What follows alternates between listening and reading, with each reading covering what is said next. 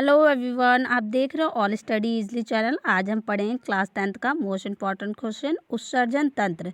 तो देखिए, आपके उत्सर्जन तंत्र की 1 नंबर की परिभाषा आती है, तो आप उसमें क्या लिखेंगे। आप लोगों को समझना है, रटना नहीं है। तो देखिए, यहाँ पे लिखा है शरीर में उपस्थित अपशिष्ट पदार्थ को शरीर से बाहर निकालना ही उत्सर्जन तंत्र कहलाता है।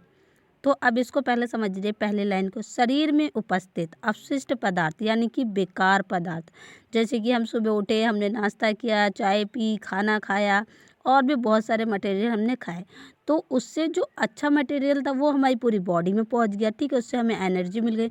जो वेस्ट मटेरियल होता है उसको कहते हैं अपशिष्ट पदार्थ, जो क्या है, हमारे गॉल ब्लैंडर जो होता है, हमारी मूत्र नली होती है, उसमें जाके वो क्या है, स्टोर हो जाता है। फिर हमें टॉयलेट लगती है तो हम लोग वॉशरूम जाते हैं, तो वो क्या है, अपशिष्ट पदार्थ हमारे शरीर से बाहर निकल जाता है, उसी को कहा जाता है उत्सर्जन तंत्र। तो आई होप आपको ये समझ में आया होगा। शरीर में उपस्थित अपशिष्ट पदार्थों को शरीर से बाहर निकालना ही उत्सर्जन कहलाता है। समझ में आ गया बच्चों। अब आगे देखिए, तथा शरीर से नाइट्रोजनी अपशिष्ट पदार्थों को बाहर निकालने की व्यवस्था होती है, उसे उत्सर्जन तंत्र कहते हैं।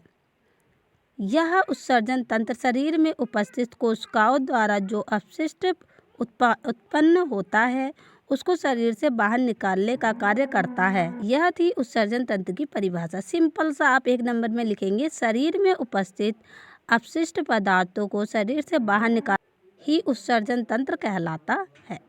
तो ये थी आपकी उत्सर्जन तंत्र की परिभाषा। आई होप समझ में आया होगा। अगर समझ में आए तो प्लीज़ चैनल को सब्सक्राइब करो और बेल आइकन जरूर दबाएं ऐसे आने वाली वीडियोस के लिए। Thank you. अब हम नेक्स्ट वीडियो में मिलेंगे।